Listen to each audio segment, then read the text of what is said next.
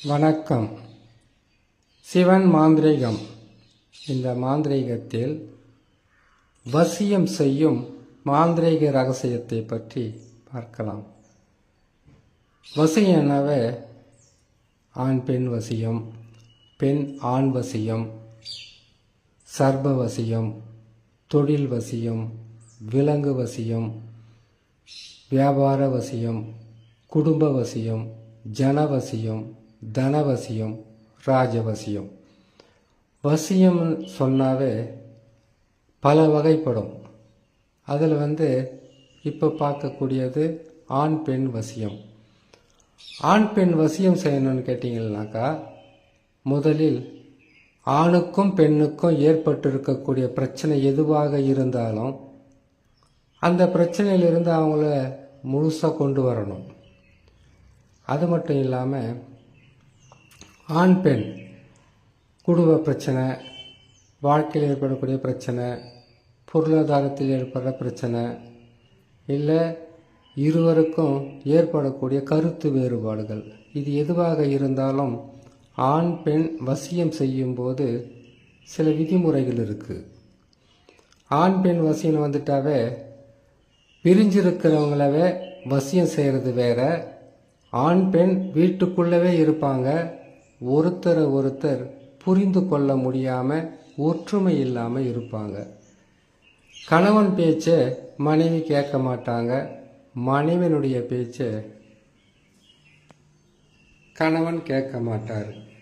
இப்படி பல வழியில் கணவன் மனைவி என்று சொல்லக்கூடிய அந்த உறவு பிரிவினையும் மன நிம்மதி இல்லாமையும் எதுக்காக தான் வாழுறோமோ என்ற எண்ணற்ற மன கஷ்டங்களுடன் வாழ்ந்து கொண்டிருப்பாங்க.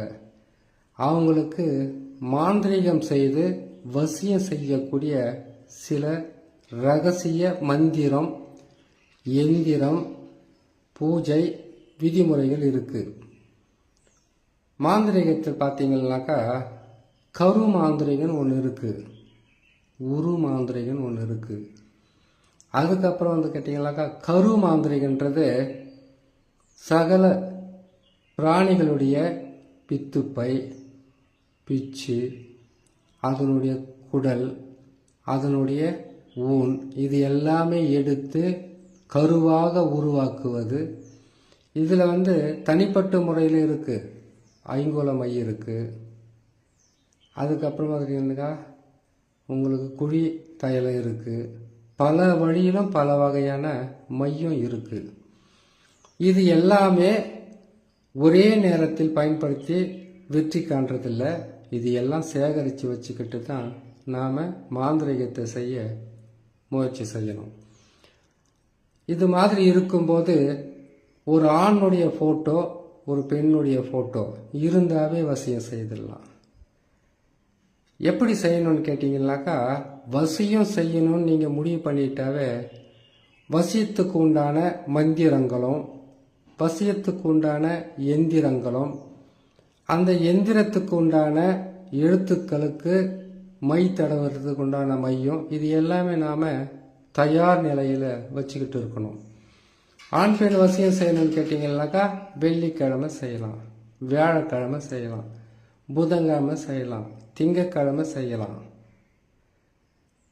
வெள்ளிக்கிழமை செய்கிறது, புதன்கிழமை செய்கிறது, திங்கக்கிழமை செய்கிறது, வியாழக்கிழமை செய்கிறது, எந்த விதமான பிரச்சனையும் இல்லாமல் நல்ல நிலையில் நடக்கும். வளர்பிறையில் அப்படி இல்லைன்னு கேட்டிங்கன்னா அமாவாசை, பௌர்ணமி, இந்த நாளில் வசியம் செய்யலாம். வசியம் செய்யும்போது எப்பொழுதுமே வடக்கு திசை இல்லைன்னா கிழக்கு திசையை நோக்கி அமர்ந்து நாம் வசியத்துக்கு உண்டான வேலையை செய்ய ஆரம்பிக்கலாம். பிரிந்தவங்க யாராக இருந்தாலும் சரி, ஆண் பெண் வசியத்தில் வசியம் செய்கிறோமா, ஆணும் பெண்ணும் பிரிஞ்சிருக்காங்க கேட்டீங்கன்னாக்கா ரெண்டு பேருக்கும் ஒரே வசியம் வராது. ஆணுக்கு பெண் வசியம் இருக்குது, பெண்ணுக்கு ஆண் வசியம் இருக்குது. மாந்திரிகத்தில் தகடு தாயத்து, கரு மாந்திரிகம், உரு மாந்திரிகம் இருக்கிற மாதிரி ஏவல் வசியமும் இருக்குது. ஏவல் வசியம், அதுக்கப்புறம் பார்த்தீங்கன்னாக்கா மோகினி வசியம், இப்படியெல்லாம் பல வசியம் இருக்கும்போது நாம் செய்யக்கூடியது பிரிந்த ஆண் பெண் ஒற்றுமை இல்லாத ஆண் பெண், பல வருஷமா ஒருவரை ஒருவர் பிரிஞ்சு வாழ்ந்துகிட்டு இருக்கக்கூடிய இவங்களுக்கு வசியம் செய்யறதுக்கு வெள்ளிக்கிழமை, புதன்கிழமை, வியாழக்கிழமை, திங்கக்கிழமை எடுத்துக்கலாம். அமாவாசை, பௌர்ணமி இந்த நாளில் ஒரு அரிசி மாவு எடுத்துக்கலாம். வசியம் செய்யணும்னு உளுந்து மாவு தான் அதிகமாக எடுப்பாங்க. இந்த மாவை எடுத்து ஒரு உருவ பொம்மையை செய்து அந்த உருவ பொம்மைக்கு கேட்டிங்கன்னாக்கா வசியத்துக்கு உண்டான வசி மசி, மசி வசி, வசி மசி, மசி வசி என்ற மந்திரத்தை 1008 உரு போட்டு இதே மந்திரத்தை எழுத்தால் செம்புத்தகடு, காரியத்தகடு, மொரித்தகடு, இரும்பு தகடு, அதுக்கப்புறம் கேட்டிங்கன்னா கோல்டு தகடுன்னு ஒன்று வரும். இதில் செம்புத்தகடும் தாமரை தகடும் கோல்டு தகடு இது மூணுமே வசியம், மோகனம், ஆகர்ஷணம் இது எல்லாமே செய்து முடிக்கலாம்.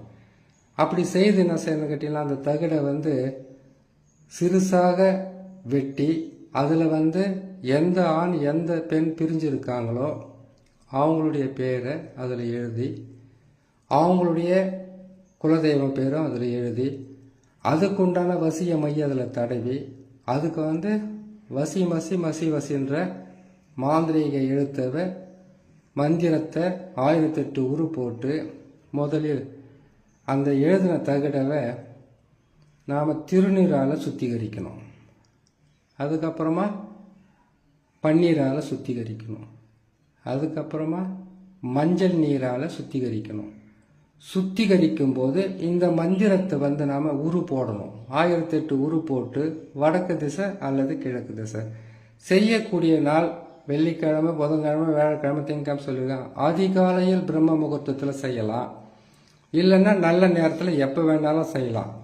இதை செய்து அவங்களுக்கு கேட்டிங்கன்னாக்கா ஒரு தாயத்தில் தகடை போட்டு அடைச்சி அதுக்கு குங்குமம், மஞ்சள், திருநீர் இது எல்லாம் அபிஷேகம் செய்து அதுக்கு பிறகு என்ன பண்ணணும் கேட்டிங்கன்னாக்கா ஜவ்வாது, புணுக்கு, கஸ்தூரி, வாசனை திரவியம், முக்குடல் வாசனை திரவியங்கள்லாம் போட்டு மந்திரத்தை சொல்லி அது கற்பூரத்தை தீவார்த்தனை காட்டி அதை தகடை மடித்து ஒரு தாயத்தில் போட்டு ஆண் பெண்ணுக்கு வசியத்துக்காக கொடுத்தோம்னாக்கா அவங்க பிரிஞ்சிருந்தாலும் சரி, ஒரு வீட்டிலிருந்து ஒருத்தருக்கு ஒருத்தர் புரிஞ்சிக்காமல் இருந்தாலும் சரி, அவங்களுக்குள்ள வசியம் ஏற்பட்டு மன நிம்மதியும் சந்தோஷமும் பெற்று நிம்மதியாக இருப்பாங்க. இது செய்யக்கூடிய நாளும் சொல்லியிருக்கோம், இதுக்குண்டான மையம் சொல்லியிருக்கோம். ஒவ்வொரு பதிவிலும் ஒவ்வொரு மாந்திரிகத்தில் இருக்கக்கூடிய வசியம், மோகனம், ஸ்தம்பனம், வேதனம், வித்வேசனம், ஆகர்ஷணம், மாரணம் சொல்லக்கூடிய 8 வகையான மாந்திரிகத்தை எப்படி செய்யறதுன்றது ஒவ்வொரு பதிவிலும் போடுறோம். கேட்டு பயன்பெறுங்க. நன்றி, வணக்கம்.